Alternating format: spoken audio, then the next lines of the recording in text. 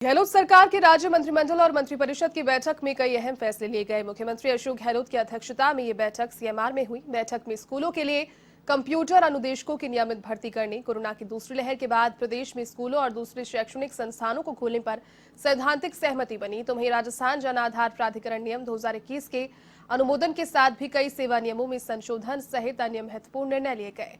बैठक में खासतौर पर स्कूलों, कॉलेज, विश्वविद्यालयों सहित कई शिक्षण संस्थानों को शिक्षण कार्य के लिए खोलने पर भी विस्तृत चर्चा हुई। मंत्रिपरिषद ने इस बारे में विशेषज्ञ चिकित्सकों की राय जानी। अन्य राज्यों में दूसरी लहर के बाद शिक्षण संस्थानों के खुलने पर स्थिति पर भी चर्चा हुई। इसके बाद सैद्धांतिक रूप से सहमति बनी कि कोरोना प्रोटोकॉल की पालना और सभी सावधानियों को बरतते हुए शिक्षण संस्थानों को खोला जाना उचित होगा।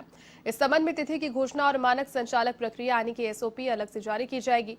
बैठक में निर्णय लिया गया कि प्रदेश के सरकारी स्कूलों में विद्यार्थियों को कंप्यूटर शिक्षा से जोड़ने के लिए मुख्यमंत्री के द्वारा दी गई बजट घोषणा के क्रम में सृजित कंप्यूटर अनुदेशकों के नए कैडर के लिए अब नियमित भर्ती होगी। इसके लिए जन आधार योजना के प्रभावी क्रियान्वयन के लिए राजस्थान जन आधार प्राधिकरण नियम 2021 का अनुमोदन किया गया। अधिक अपडेट के साथ सहयोगी लोकेश ओला इस वक्त मेरे साथ फोन लाइन पर जुड़ चुके हैं। लोकेश, देखिए, कल जो बैठक हुई मंत्रिपरिषद की कई महत्वपूर्ण फैसले प्रदेश के हित से जुड़े हुए जिन पर मुहर लगी। स्कूल शिक्षण संस्थानों को खोलने की सैद्धांतिक सहमति बनी है। साथ ही में कंप्यूटर अनुदेशकों के लिए जो एक कैडर है वो भी अब नियमित भर्ती उस पर हो पाएगी। क्या अपडेट पूरी जुड़ी हुई मामले से बताएं। देखिए, जैसी बात है तो कल अशोक गहलोत सरकार की राज्य मंत्रिमंडल और मंत्रिपरिषद की जो बैठक हुई जिसमें कई अहम फैसले लिए गए हैं। जी। सीएमआर में बैठक आयोजित की गई जिसमें स्कूल और शिक्षण संस्थान खोलने को लेकर जो चर्चा हुई, साथ साथ जो कई लंबित भर्तियां हैं उनको लेकर भी चर्चा की गई है। बैठक में जो महत्वपूर्ण निर्णय लिया गया है वो महत्वपूर्ण निर्णय है जो 2 अगस्त से शिक्षण संस्थान खोले जाएंगे उसको लेकर निर्णय हुआ है। लेकिन अभी तक जो आधिकारिक जो गाइडलाइन है खोलने को लेकर और किस तरह के प्रोटोकॉल का पालन करना होगा इसको लेकर जल्द ही विस्तृत जो गाइडलाइन है वो जारी की जाएगी गृह विभाग की ओर से। लेकिन जो शिक्षण संस्थाओं को खोलने को लेकर जो सैद्धांतिक सहमति है वो बनी है। साथ साथ जो कंप्यूटर अनुदेशकों की जो भर्ती निकाली गई थी, पहले संविदा के आधार पर कैडर का गठन किया गया था और संविदा के आधार पर भर्ती प्रक्रिया निकाली गई थी।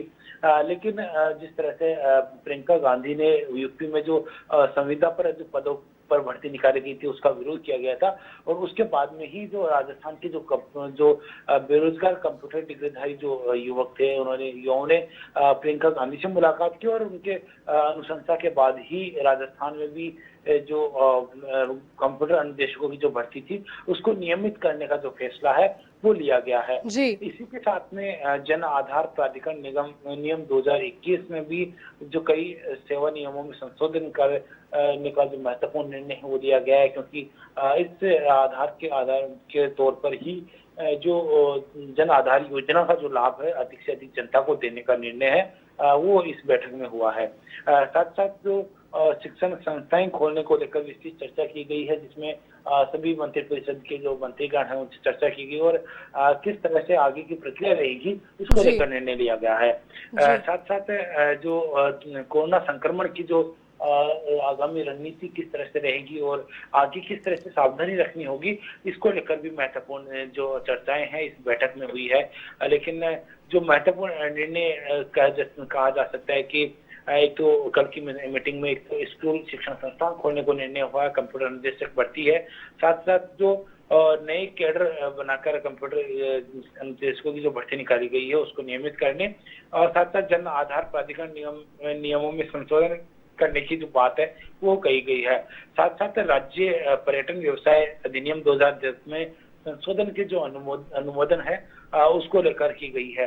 चर्चाएं आगामी जो मानसून सत्र को लेकर भी हुई है, लेकिन अभी उनको लेकर आधिकारिक निर्णय है वो नहीं हुआ है। साथ साथ बात करें तो जिस तरह से लगातार शिक्षण संस्थान खोलने को लेकर जो निर्णय बाकी था और मांग की जा रही थी कि अब जब केंद्र सरकार और साथ साथ जो आईसीएमआर की ओर से जो निर्णय हुआ था कि जो बच्चों को कोरोना संक्रमण का खतरा नहीं है और उसी आधार पर राजस्थान शिक्षण संस्थाएं खोलने को लेकर यह निर्णय हुआ है। जी चलिए लोकेश, बहुत शुक्रिया तमाम अपडेट के लिए।